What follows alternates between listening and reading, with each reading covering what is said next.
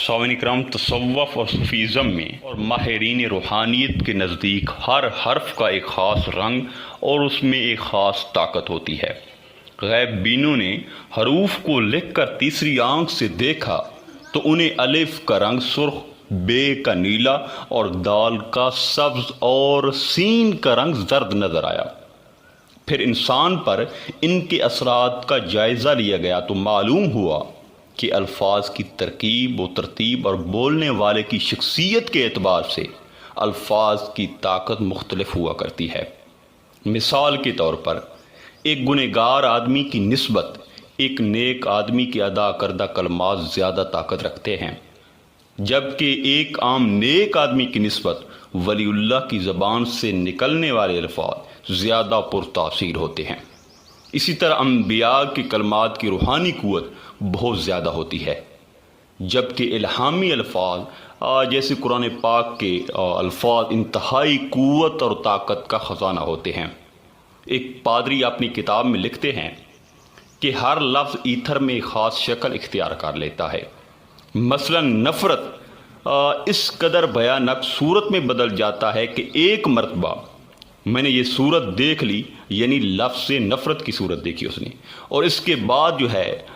وہ فرماتے ہیں کہ مجھے یہ الفاظ استعمال کرنے کی کبھی جرت تک نہ ہوئی۔ سامعین کرام، ہماری تمام تر پریشانیاں، مشکلات اور امراض کا حل اور روحانیت میں عروج روح کے بیداری اللہ کے ذکر، اللہ کے اسماء اور تسبیح میں ہے، اس لیے کہ اللہ کے ذکر، کلام اور نام میں برکت ہی برکت ہے اور تاثیر ہی تاثیر ہے۔ سامعین کرام، تسبیح و ذکر الہی کی کثرت انسان پر وہ کیفیت طاری کر دیتی ہے کہ جس کا رنگ ہی جدا گانا ہے۔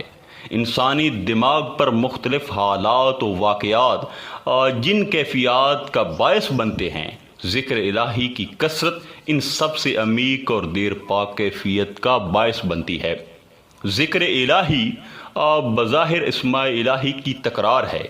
لیکن در حقیقت یہ منبع نور و قوت کی طرف روح کا ایک سفر ہے، یعنی یہ وہی سفر ہے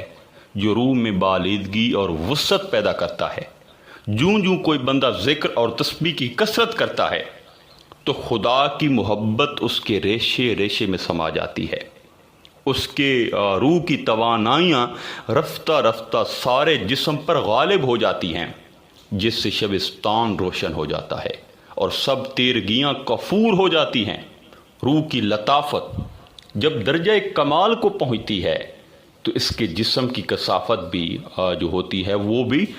لطافت میں بدل جاتی ہے۔ اس کی مثال بجلی کے کمکمے کی سی ہے، جس پر شیشے کا شفاف خول ہوتا ہے۔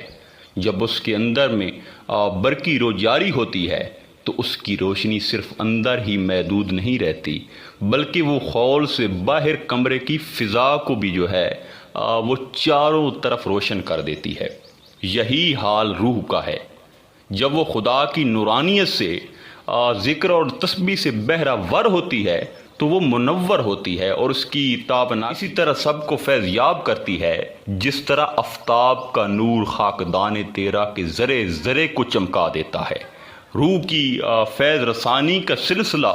عالم دنیا تک ہی محدود نہیں،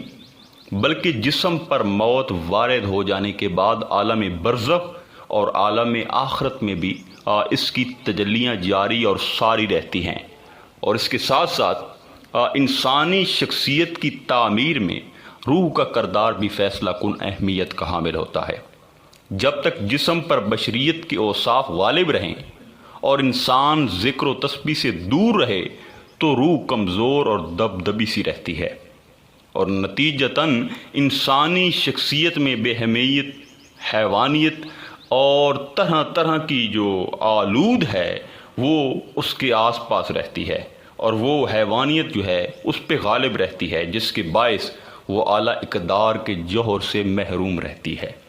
لیکن جیسے ہی جسم پر بشریت کی گرفت ڈھیلی پڑتی ہے اور انسان ذکر اللہ میں لگتا ہے تو روح تقویت پا کر غالب اور مستحکم ہونے لگتا ہے، اور انجام کار اس کی ملکوتی صفات جسم انسانی پر حاوی ہو جاتی ہیں، جس کے زیر اثر ایسے اوصاف کی حامل شخصیت سے وہ افعال صادر ہونے لگتے ہیں جو روح کے تصرفات و کمالات کا آئینہ دار ہوتے ہیں، یہی رہ کے یعنی اس عالم ناسوت میں رہ کے جو روح ہوتی ہے وہ ذکر اللہ کی پاور سے، ذکر اللہ اور تسبیح کی مدد سے عالم جبروت، ملکوت اور لاہوت کی سیر کر لیتی ہے۔ وہ مرنے سے پہلے یعنی موت قبل ان تموت کے مقام پہ پہنچ جاتی ہے۔ سامعین کرام، اگر انسان کا دل و روح ہمہ وقت ذکر الہی میں مشغول رہیں تو وہ اللہ پاک کے انوار و تجلیات کا مرکز بن جاتے ہیں، اور ایسے دل و روح سے معرفت الہی کی ایسی کرنیں پھوٹتی ہیں کہ جن کی روشنی کبھی ماند نہیں پڑتی۔ اور اگر انسان روحانیت کے راستے پر چلتے ہوئے رضائے الہی کی خاطر ثابت قدم رہے، وہ کشف اور کرامات کی طرف نہ جائے، تو ایک وقت ایسا بھی آتا ہے جہاں من و توں کا فرق ختم ہو جاتا ہے، اور روح جسم کو مکمل طور پہ اپنی لپیٹ میں لے کر اپنے رنگ میں رنگ دیتی ہے، یعنی جسم روح کا آئینہ بن جاتا ہے، جیسا کہ حضرت سخی سلطان باہو رضی اللہ تعالیٰ عنہ فرماتے ہیں، جب طالب مولا کے وجود میں اللہ کا ذکر تاثیر کرتا ہے تو اس پر معرفت کا رنگ چڑھ جاتا ہے، جس کی بدولت وہ کمال کو پہنچ جاتا ہے، اس کے وجود سے دوئی ختم ہو جاتی ہے اور وہ اپنی مراد حاصل کر لیتا ہے۔ جب وہ اپنے دل کی طرف چشم عیاں سے نظر کرتا ہے تو دیکھتا ہے کہ اس کے سر سے پاؤں تک ہر بال پر اسم اللہ نقش ہے، اور اس کے تمام وجود پر اسم اللہ لکھا ہوا ہے۔ اس کے ہر بال، گوشت پوش، ہڈیاں، رگیں، مغز اور دل کو زباں مل جاتی ہے، جس سے وہ ذکر اللہ کر رہا ہوتا ہے، اور وہ در و دیوار، بازار اور درختوں پر جس طرف بھی دیکھتا ہے